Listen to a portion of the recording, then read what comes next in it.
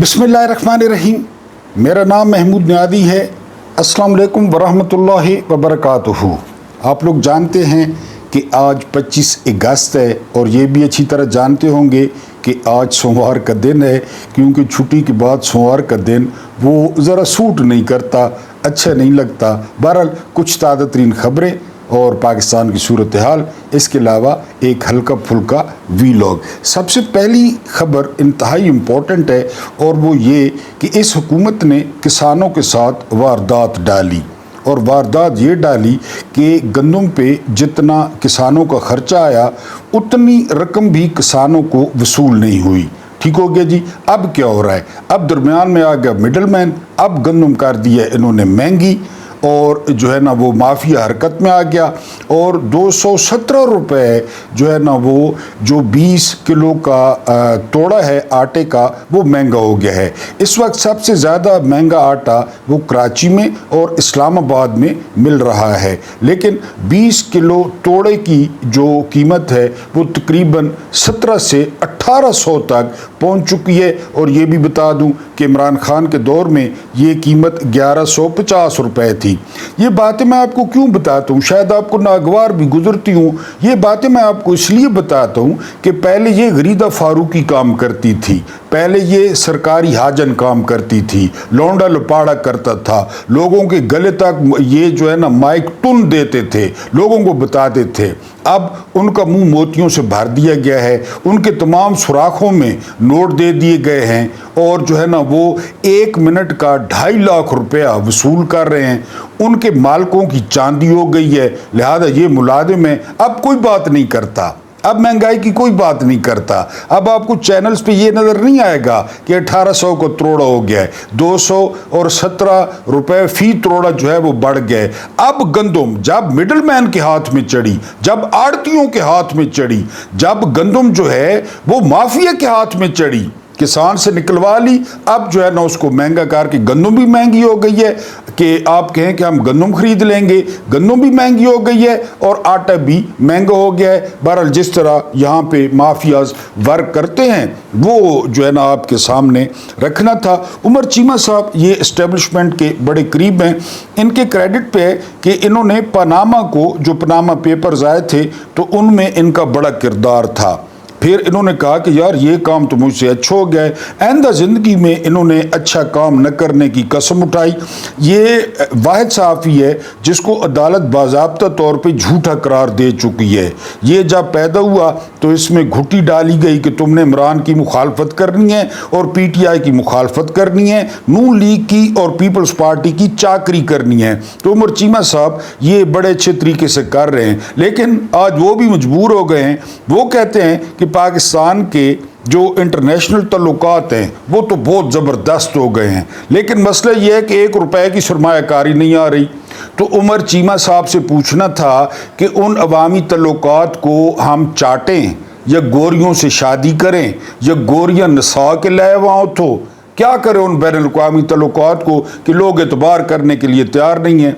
लोगों को पता है यहाँ पे सियासी इस्तेकाम नहीं है, लोगों को पता है कि जाली हुकूमत है, लोगों को पता है कि 2 नंबर मैंडेट है, ये पता नहीं कब तक है। जर्नैलों की मर्जी है, जब तक वो इनसे खुश होंगे ये होंगे, वरना ये चले जाएंगे। तो बहरहाल जी उमर चीमा ने बहुत बड़ा एतराफ़ किया है। उसके बाद दुनिया भर में केप टाउन ये शहर है साउथ अफ्रीका का, यहाँ पे क्रिकेट मैचेस भी होते हैं, दुनिया का बेहतरीन शहर करार पाया है केप टाउन। उसके बाद दूसरे नंबर पे है जो है ना वो बैंकॉक, तीसरे नंबर पे है न्यूयॉर्क, अगले नंबर पे है मेलबर्न ऑस्ट्रेलिया, उसके बाद है लंदन जो दारुल हुकूमत है इंग्लैंड का। और अल्हम्दुलिल्लाह सुम्मा अल्हम्दुलिल्लाह इस लिस्ट में किसी इस्लामी शहर का नाम नहीं है, क्योंकि आपको पता है फिर यहाँ पे जो है वो कानून की पाबंदी है, यहाँ पे जमहूरियत है, यहाँ पे एहतजाज का हक़ है, तकरीर का हक़ है, और ये साफ़ सुथरे शहर हैं।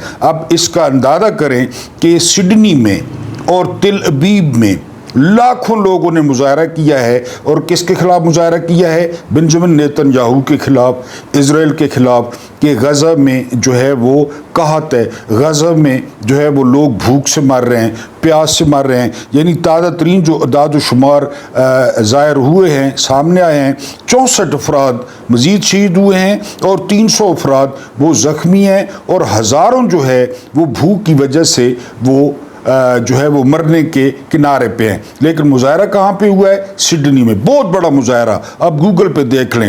مظاہرہ کہاں پہ ہوا ہے؟ تل ابیب میں، اور جو ہے نا وہ اسرائیل کے شہر میں۔ لیکن یہاں کا کوئی ملونڈا، یہاں کا کوئی ملواڑا، ان کو چابی نہیں ملی، ان کو وہ جو سائیکل والا پمپ ہوتا ہے اس سے ہوا نہیں بھری گئی، اشارہ نہیں ملا کہ وہ روڈوں پہ آئیں، وہ غزہ کے حق میں کوئی ریلیاں نکالیں، اوپر سے باپ اشارہ کریں گے، پھر یہ اپنا وظیفہ حلال کرنے کے لیے، چاہے وہ مفتی منیب ہوں، چاہے وہ عبد القدیر آزاد ہوں، چاہے وہ جو ہے نا عبد الکریم صاحب ہوں جو نئے نئے سینیٹر بنے ہیں اور سینٹ میں انہوں نے بہت مال دیکھا ہے، اہل حدیث کے سربراہ ہیں۔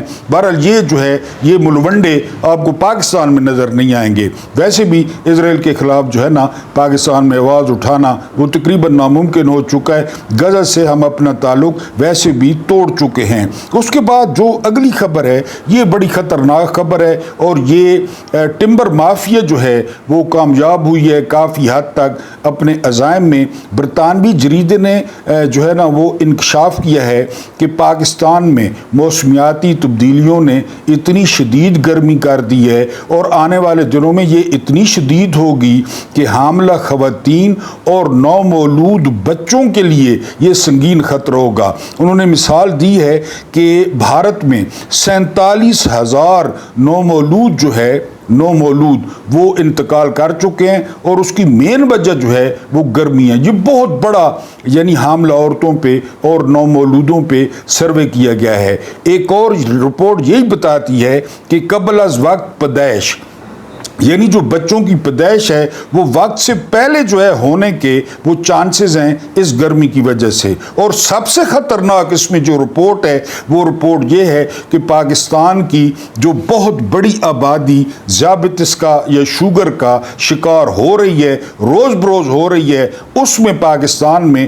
بڑھتی ہوئی گرمی کا بہت بڑا ہاتھ ہے۔ لوگ درخت بیچ کے کھا گئے، کاٹ کے کھا گئے، حکومتی ملازموں اور اہلکاروں کے ساتھ مل کے یہ ٹمبر مافیا یہ کروڑوں روپیہ جو ہے نا وہ بنا رہا ہے۔ درخت لگ نہیں رہے لیکن ہاؤسنگ سوسائٹیاں کاٹ رہی ہیں، ٹمبر مافیا کاٹ رہا ہے، لہذا ہمیں یہ دن جو ہے وہ دیکھنے پڑ رہے ہیں۔ سیلاب ایک علیحدہ مصیبت ہے، لینڈ سلائڈنگ ایک علیحدہ مصیبت ہے، جان کا جو جانا ہے وہ ایک علیحدہ مصیبت ہے۔ لیکن یہ ساری چیزیں یہ ایک برطانوی جریدہ لکھتا ہے کہ پاکستان میں آپ خود دیکھ لیں کہ ہر سال گرمی بڑھ جاتی ہے، گرمی کے جو مہینے ہیں وہ لمبے ہو جاتے ہیں۔ بہرحال یہ برطانوی جریدے کی جو ہے وہ رپورٹ تھی۔ اس کے علاوہ جو اگلی خبر ہے وہ خبر یہ ہے کہ ملک بھر میں، یعنی ابھی میں یہی بات کر رہا تھا، ملک بھر میں بارشوں، سیلاب، لینڈ سلائڈنگ کی وجہ سے 798 افراد جو ہے وہ جاں بحق ہو گئے ہیں۔ اب اندازہ کریں 798 افراد سے کیا مراد ہے؟ 798 جو ہے نا وہ خاندان، کسی خاندان سے تعلق ہوگا۔ اور جو زخمیوں کی تعداد ہے وہ زخمیوں کی تعداد ہے جی 1000 سے زیادہ، اور جو مکانات مکمل طور پہ جو ہے نا وہ تباہ ہوئے ہیں ان کی تعداد ہے 700۔ آپ کو پتہ ہے کہ غریب کا ایک مکان، ایک جھونپڑی، وہ اس کی جمع پونجی ہوتی ہے، وہ 700 مکانات تباہ ہو گئے۔ جو امداد ملے گی وہ آپ کو بھی پتہ ہے، مجھے بھی پتہ ہے کہ وہ کہاں جائے گی، کن کے پاس آئے گی، کون اس کو تقسیم کرے گا، ان لوگوں تک کیا پہنچے گا۔ بہرحال یہ ٹمبر مافیا کی وہ ایک علیحدہ بات ہے، بارشیں زیادہ ہوتی ہیں، سیلاب، آسمانی آفت، لیکن ہم خود بھی یعنی یہ درختوں کو جو ہے نا وہ زمین کی اولاد کہا جاتا ہے، زمین کے بیٹے کہا جاتا ہے۔ جب آپ درخت کاٹیں گے تو ماں کو غصہ تو آئے گا، جب اس کے بیٹے نہیں ہوتے ماں بپھر جاتی ہے، ماں غصہ کرتی ہے، زمین جو ہے نا وہ برداشت نہیں کر پاتی، اور پانی کی ریلیں جو ہے وہ پوری آبادیاں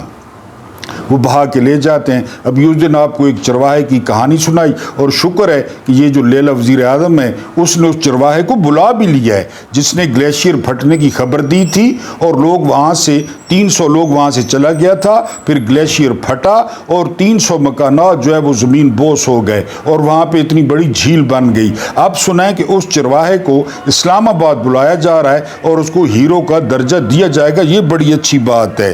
اس کے بعد جو اگلی خبر ہے تو وہ خبر یہ ہے کہ ہم اپنا جو ہے وہ ڈسکس کریں گے وی لاگ۔ لیفٹیننٹ جنرل صاحبزادہ یعقوب خان، جو میری عمر کے بندے ہیں نا انہوں نے ان کا نام سنا ہوگا۔ یہ بڑا نیٹ اینڈ کلین نام تھا، بڑے زبردست بندے تھے اور بڑی مدت تک یہ پاکستان کے وزیر خارجہ رہے، یعنی صاحبزادہ یعقوب خان۔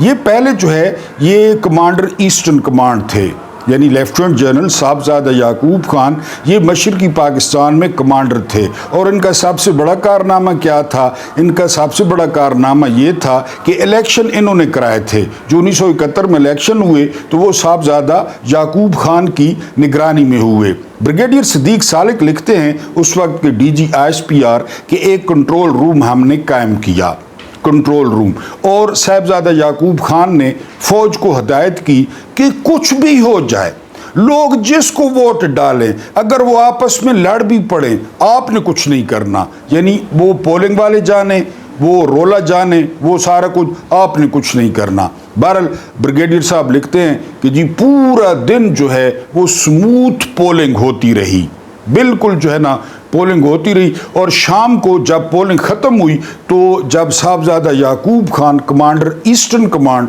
وہ کنٹرول روم میں آئے تو ان کے چہرے پر ایک فاتحانہ مسکراہٹ تھی اور وہ بڑے خوش تھے کہ الیکشن جو ہے بڑا پرامن ہوا اور کہیں پہ کوئی یعنی ایک دو کا واقعات ہوئے، کوئی بڑا جو ہے نا وہ بلوہ نہیں ہوا۔ بہرحال رزلٹ آنا شروع ہوئے اور حکومت کی جو ہے توقعات کے برعکس حکومت سپورٹ کر رہی تھی بھاشانی گروپ کو اور حکومت سپورٹ کر رہی تھی مسلم لیگ کو۔ اس مقصد کے لیے میجر جنرل غلام عمر کو اس وقت کروڑوں روپے جو ہے وہ دیا گیا تھا کہ وہ الیکشن جتوائے بھاشانی کو اور جو ہے نا وہ مسلم لیگ کو۔ لیکن جب رزلٹ آؤٹ ہوئے تو 2 سیٹوں کو چھوڑ کے مجیب الرحمان کی عوامی لیگ نے وہ جھاڑو پھیر دیا، پورے بنگلہ دیش میں انہوں نے جو ہے وہ سیٹیں جیت لی، صرف وہ 2 سیٹیں نہیں جیت سکے۔ بہرحال یہ ہو گیا، عوامی لیگ الیکشن جیت گئی اور صاحبزادہ یعقوب خان نے پوری رپورٹ بنا کر راولپنڈی بھیج دی کہ یہ سارا کچھ ہوا،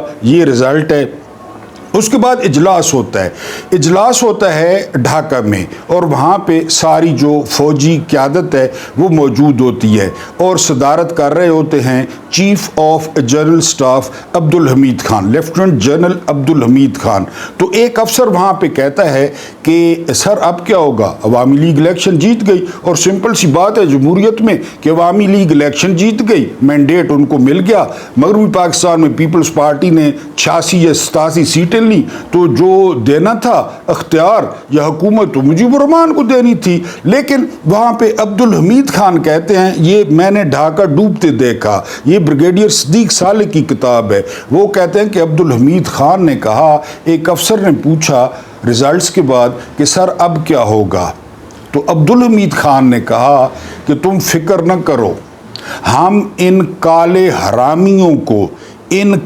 حرامیوں کو اپنے اوپر حکومت نہیں کرنے دیں گے۔ یہ CGS نے کہا، ان کی تعداد زیادہ تھی، ہماری تعداد کم تھی۔ یہ دنیا کا پہلا واقعہ تھا کہ اکثریت اقلیت سے علیحدہ ہو گئی، ورنہ اقلیت علیحدہ ہوتی ہے۔ یہ سارا آپ کے سامنے کیوں پس منظر رکھا کہ اسحاق ڈار گئے ہیں بنگلہ دیش کے دورے پہ، بڑا اچھا ہوا ہے، 17 سال بعد ویزوں پہ بھی بات ہوئی ہے، لیکن بنگلہ دیش نے مطالبہ کر دیا کہ معافی مانگیں، یعنی جو کچھ ہمارے ساتھ 1971 میں ہوا اس پہ معافی مانگے۔ صرف جو میں نے آپ کو یعنی ایک فوجی نے کتاب لکھی ہے، یہ جو فکرہ میں نے آپ کو پڑھ کے بتایا، یہ فکرہ اس پہ بھی معافی بنتی ہے کہ معافی مانگے ان سے۔ کیوں کہا گیا ان کو کالے حرامی؟ کیوں کہا گیا ان کے قد چھوٹے ہیں؟ کیوں کہا گیا وہ مسلی ہیں؟ کیوں کہا گیا کہ ان کی جو ہے نا وہ چھاتیاں جو ہے نا چوڑی نہیں ہیں؟ کیوں کہا گیا کہ ہم ان کی نسل کو تبدیل کر دیں گے؟ آپ مانگے نا معافی، مانگے۔ یہ جو ادھر معافی منگوانے کا آپ کو شوق چڑھا ہوا ہے، کبھی سہیل وڑائچ سے معافی، عمران خان معافی مانگے، علیمہ خان معافی مانگے، فلاں آپ مانگے معافی۔ انہوں نے کہا جی معافی مانگو جو کچھ ہمارے ساتھ کیا گیا، جو ہمارا مینڈیٹ تسلیم نہیں ہوا۔ اس کے بعد وہ کہتے ہیں کہ جی اثاثے جو اس وقت اثاثے تھے ان کو برابری کی، جس طرح دو بھائی علیحدہ ہوتے ہیں اور ان کے درمیان ان کی باپ کی جو جائیداد ہے وہ تقسیم ہوتی ہے کہ جی اثاثے میں نہیں ملے تھے برابری، اب دیں اثاثے ان کو۔ تیسرا وہ کہتے ہیں کہ اس وقت واقعی خوفناک سائیکلون تھا، خوفناک سیلاب اور طوفان تھا، پورا بنگلہ دیش ڈوب گیا تھا، اس وقت امداد ملی، اس وقت کروڑوں، وہ امداد کدھر گئی؟ اور یہ یہی کرتے ہیں۔ اب کس کی حکومت تھی؟ یایا کی۔ آل ان آل کیا تھا؟ یایا۔ میں مشرقی پاکستان کو اپنی ہتھیلی کی طرح جانتا ہوں، یہ ڈینگ ماری تھی یایا خان نے۔ اب مانگے معافی، یعنی عوامی اقتدار تو تھا ہی نہیں، عوامی لوگ تو تھے ہی نہیں، عوامی لوگوں کی تو کچھ چلتی نہیں تھی۔ ہاں کبھی کبھی لاڑکانہ میں تتر پھاڑن اور جو ہے نا ککڑ پھاڑن اور دوسری چیزیں پھاڑن، دوسری چیزیں یا پہنچ جاتا تھا۔ بھٹو بھی شیطانی کردار ادا کر رہا تھا، پیپلز پارٹی بھی معافی مانگے، پھر یہ ڈیلے کر رہے تھے۔ اب انہوں نے کہا ہم سے معافی مانگے جو کچھ ہمارے ساتھ کیا، اور معافی بنتی ہے۔ یعنی عوامی نمائندوں نے تو کچھ نہیں کیا۔ پہلے ایوب خان تھا، 10 سال ایوب خان نے لگائے، جو کچھ ہوا ان کے ساتھ ناانصافیاں ہوئیں وہ ایوب کے دور میں ہوئیں۔ وہ کہتے تھے سارا پیسہ ادھر لگ رہا ہے۔ پھر ایوب نے کیا کیا؟ ایوب نے کہا کہ اس قوم نے مجھے کتا کہا ہے، میں ان پر سور چھوڑ کے جاؤں گا، سور۔ اور پھر یایا کی صورت میں سور چھوڑ دیا گیا قوم پہ، اور اس سور نے یہ کیا۔ اب مانگے نا معافی، آگے ہوں شاباش، مانگے معافی کہ یہ کیا تھا ادارے نے۔ بنگالیوں نے کہا کہ جی معافی مانگے، پیسے ہی کڈو، اثاثے بھی برابر تقسیم کریں۔ اس کے علاوہ وہ جو امداد کھائی ہے وہ کدھر گئی؟ اتنی امداد آئی تھی۔ بہرحال یہ ڈار صاحب کا دورہ تھا، اور جو ادھر معافی کر رہے تھے ان پہ بھی جو ہے وہ یہ آ گیا ہے، جو ہے نا وہ مطالبہ آ گیا ہے کہ وہ معافی مانگیں۔ اس کے بعد جو ہے نا وہ ہیں انصار عباسی۔ انصار عباسی جانتے ہیں آپ کہ کن لوگوں کی زبان بولتے ہیں اور کن لوگوں کا موقف پیش کرتے ہیں۔ اب وہ کہتے ہیں کہ یہ جو سوشل میڈیا ہے یہ پی ٹی آئی کا، یہ بد تہذیب ہے، یہ بد اخلاق ہے، یہ بے لگام ہے، اور یہ جو ہے نا بد تہذیب ہے، تو اس کو جو ہے وہ کنٹرول کیا جائے۔ اب معافی سے بھی ایک سٹیپ جو ہے نا وہ بات نیچے آ گئی ہے، اور یہ بھی اقرار کیا انصار عباسی نے کہ عمران خان کو، جو عمران خان کے بھانجوں کو 27 مہینوں بعد گرفتار کیا گیا ہے، تو اس میں بھی تاثر مل رہا ہے کہ جی ریاست نے زیادتی کی ہے۔ کی زیادتی ہے، تاثر کیا مل رہا ہے؟ 27 مہینے بعد ان کو جو ہے نا وہ گرفتار کیا ہے۔ اب انصار عباسی کہتے ہیں کہ جی سوشل میڈیا بدتمیز ہے پی ٹی آئی کا۔